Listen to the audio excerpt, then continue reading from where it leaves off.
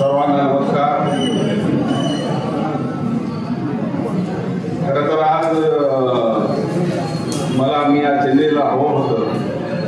माझी आज रजनीकांत विजया मालनी यांच्यासोबत मीटिंग होती, पण मी भारतीय जनता पार्टी महाराष्ट्र जिल्ह्याचे अध्यक्ष असल्यामुळे आमचं महाराष्ट्रामध्ये फार भारतीय जनता पार्टीचा शेड्यूल अधिवेशन होतं. काल मी तिथं आलो दिल्लीहून. दुपारी माझे गुरु कार्याध्यक्ष आमचे असोसिएशनचे खराळेसरांचा फोन आला की आपल्याला नवीन नोटरी वकिलांसाठी मार्गदर्शक शिबिर ठेवायचे.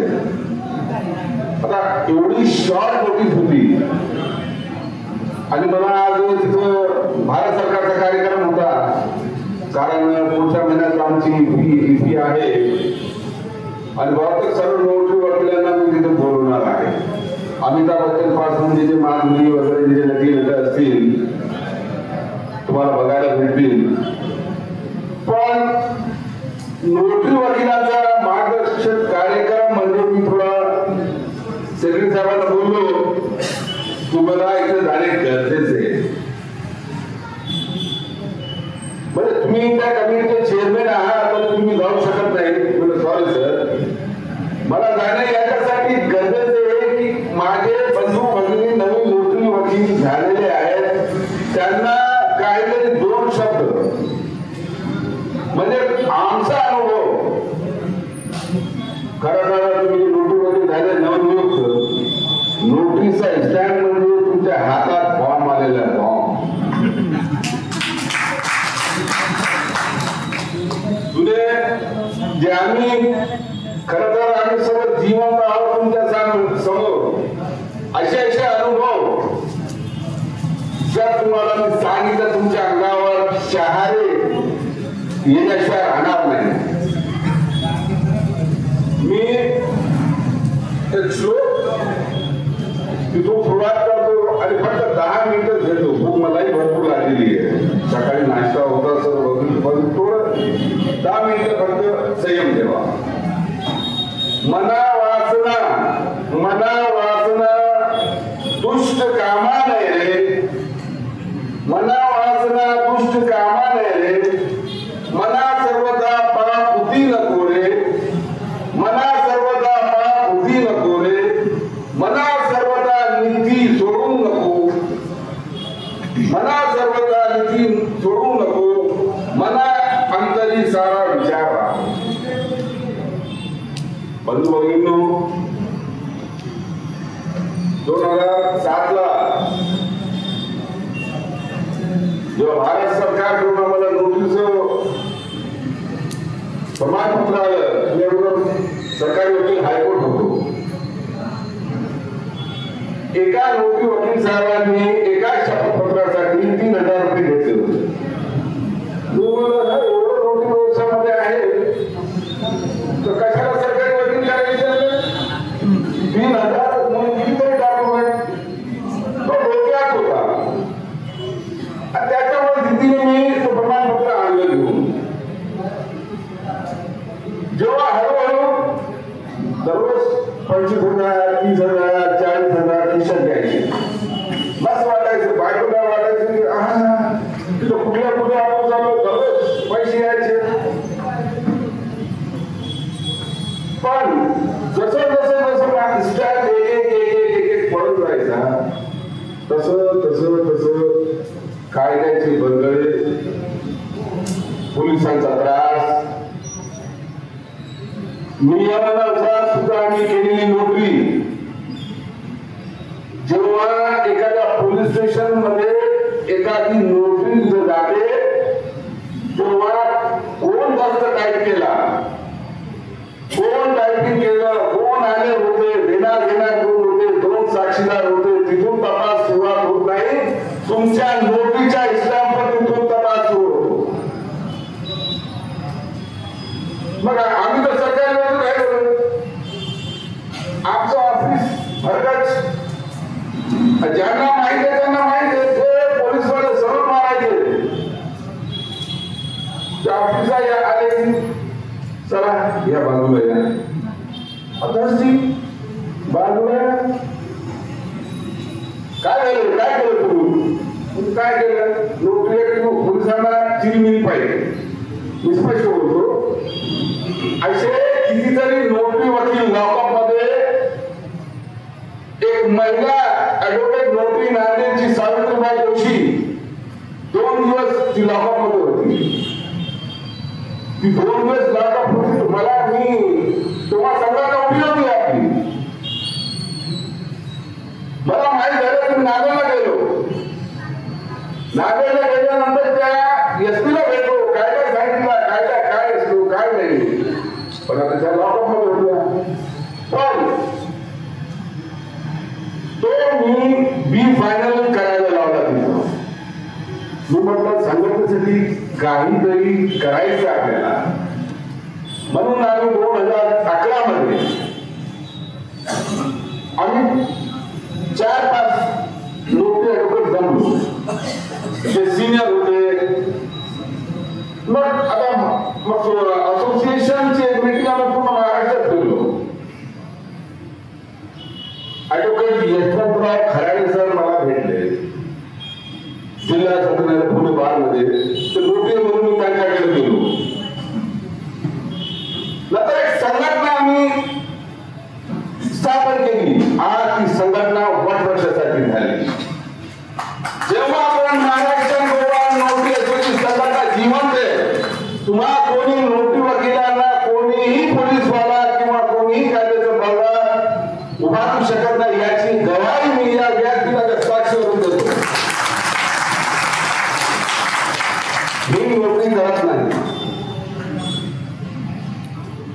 पण जेव्हा सावित्रीबाई जोशीला माहिती झालं एक लॉकअप मध्ये जाऊन एक नोकरी वकील साहेब होते, 15 दिवस लॉकअप मध्ये. आणि ते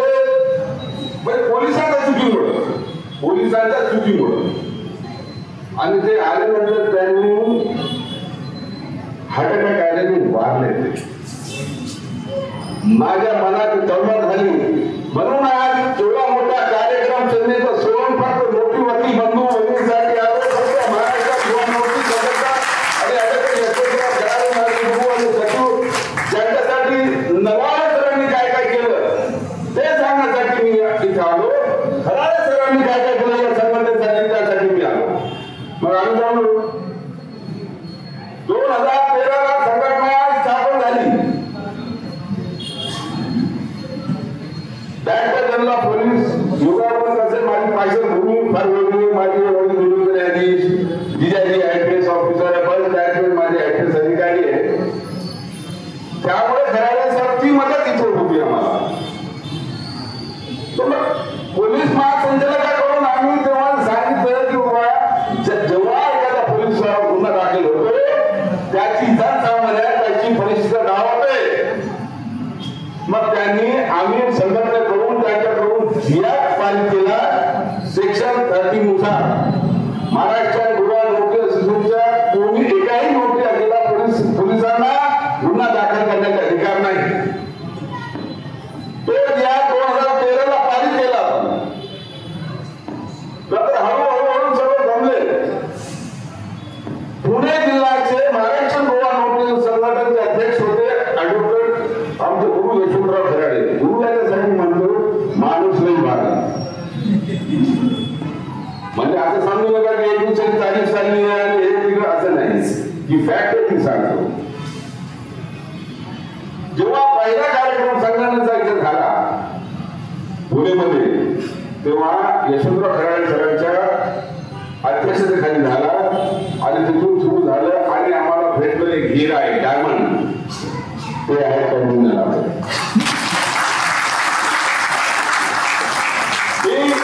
खराडे सरांना विनंती केली की आपण सर कार्याध्यक्ष व्हा आणि त्यांना कार्याध्यक्ष झाले. आणि मी म्हटलं आपल्याला फार ऍक्टिव्ह माणूस पाहिजे. एक सचिव म्हणून आपण नियुक्ती करू. आणि हा माणूस आणि कैलासवासी एक कर्स ऍडव्होकेट होते. त्याची विशेष इथे आहे ऍडव्होकेट शोभाकर, तेही नोकरी आहे, ते पण ऍक्टिव्ह.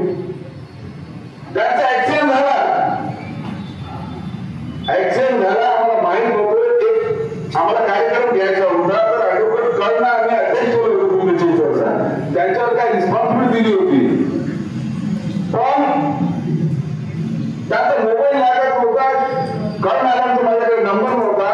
मी नलावडे सरांना फोन केलं, सर म्हणलं असं जे आहे ते कार्यक्रम पण तो उचलत नाही. मग त्यांनी इकडून माहिती घेतली, त्यांचा सिरियस ऍक्सिडेंट झाला. ॲडव्होकेट वैकुंठ खराळे आणि ॲडव्होकेट भरून नलावडे पहिले माणूस असतील की ते दवाखान्यात पोहोचले.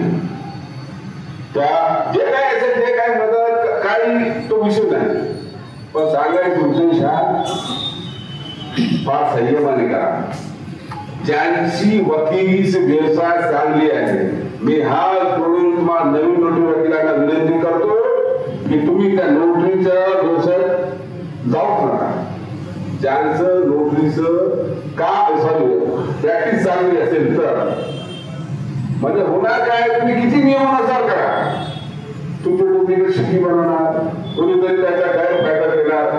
हा सर्वात जास्त त्रास होतो आपल्या महिला भगिनींना. एखादा पोलीस एक बारकाईनं काम करा, बारकाई बिलकुल बारकाई. एका आमच्या छत्रपती संभाजीनगरचे गेटे मॅडम म्हणून होते, त्यांनी खेळाडूचे शपथपत्र 150 ब्लॉक मध्ये मारून टाकले. पैसे भेटले असतील.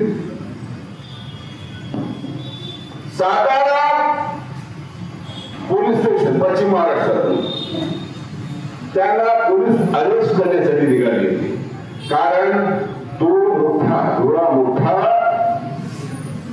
खेळाडूंचा स्कॅनर ओपन झाला होता. डुप्लिकेट जे खेळाडू होते त्यांचे ते शपथपत्र. आता जेके मॅडमचा मला फोन, साहेब असं झालं आणि ते नोकरी असं काय चिंता करू नका. माझे बॅट्समॅन स्पेशल आयजी मनोहर डोईया कोल्हापूर आयजी होते, त्यांना मी फोनवर बोललो की साहेब म्हटलं असं आहे आणि नोकरी वकिलाची काही चूक नसते, जे कायदा असेल ते कायदा वाचा आणि तो गुन्हा चुकीचा झालेला आहे. आणि तुमची पोलीस अरेस्ट करायला निघाले. आयजीने एसपी साहेबांना बोलले, एसपी साहेबांनी लगेच तिकडं आपलं त्या कन्सल्टिंग अधिकाऱ्यांना थांबवलं. ते एसपी साहेबांचा मला फोन आला, मी कार्यकर्ते यशवंत खराळे सर, म्हणून नलावडे सर, आमचे मामा यांचेच कात्री आणि सर्व जाऊन मला वाटतं दीक्षित साहेब जाऊन त्यावेळेस साताऱ्याला जाऊन तो प्रकारे जिकडचं तिकडे गेलं.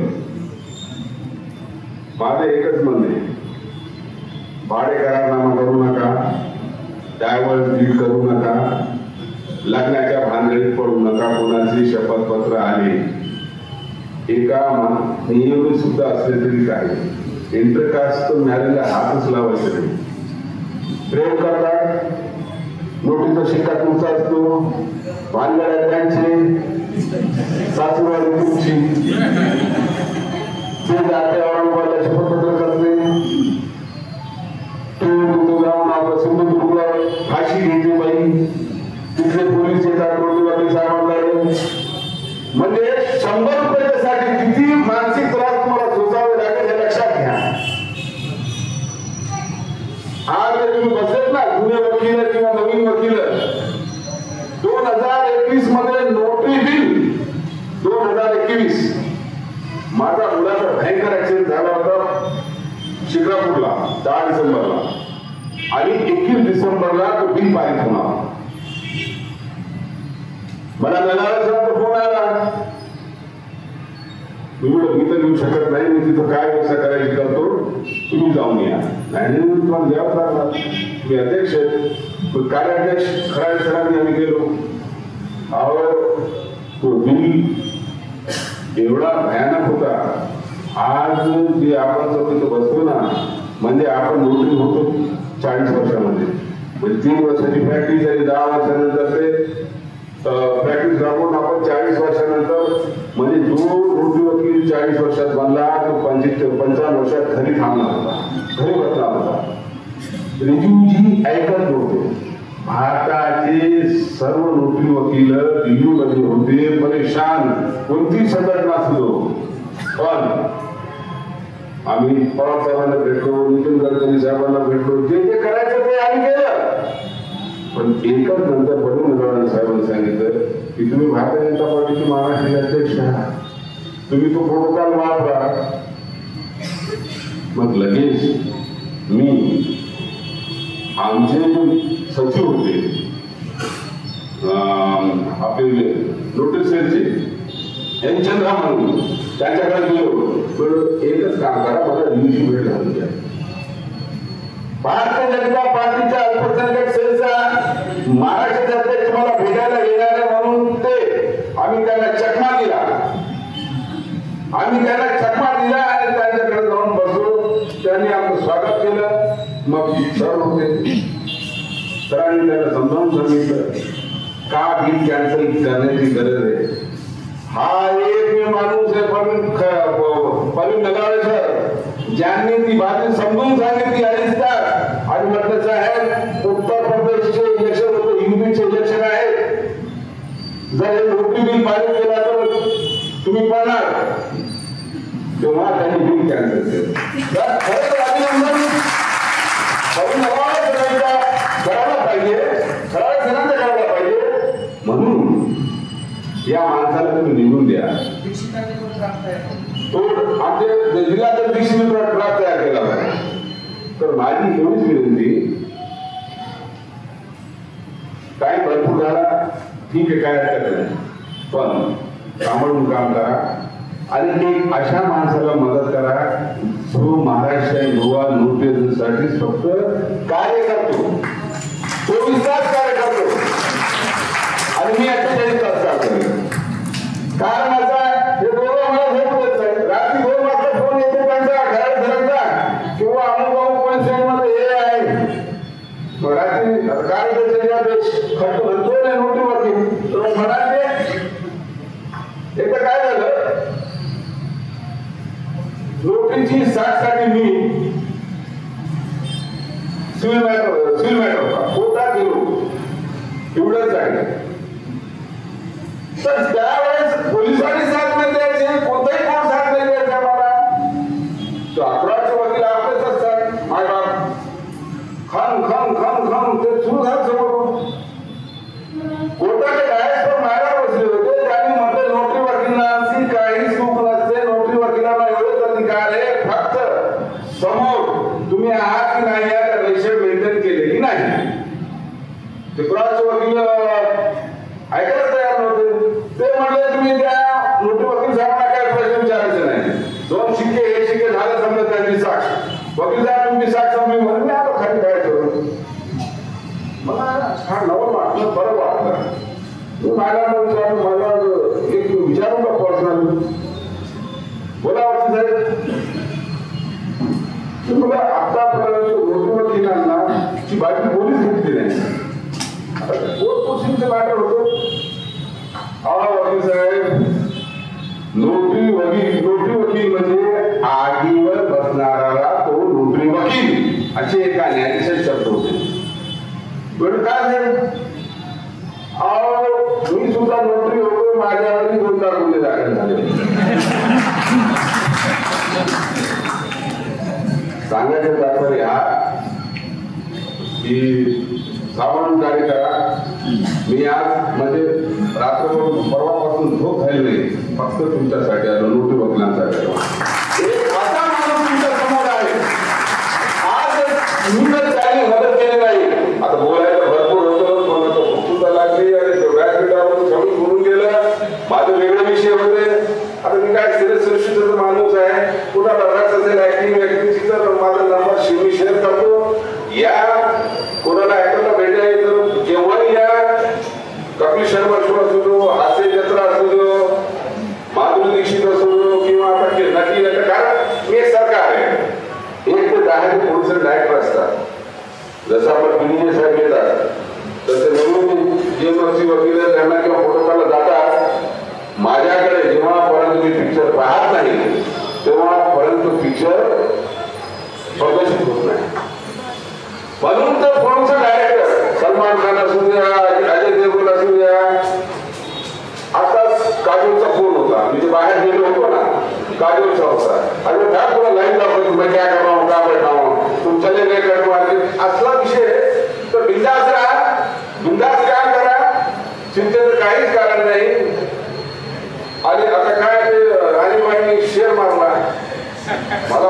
विषयात आलो पाहिजे आपण. पण तो शेवटी तर द्याच लागणार ना छोटासा, कारण ते एवढे ऍक्टिव्ह आहे. आमची टीमच एवढी ऍक्टिव्ह आहे. लोटे वडिलांसाठी 48 तास आम्ही उभा आहोत राहणार. आता मी आमचे मित्र परममित्र नलावडे सरांसाठी शेअर आहे तुमच्याही. मंजिल से आगे बढ़कर मंजिल तलाश कर, मंजिल से आगे बढ़कर मंजिल तलाश कर, मिल जाए तुझको दरिया, मिल जाए तुझको दरिया, ये समंदर तू तलाश कर.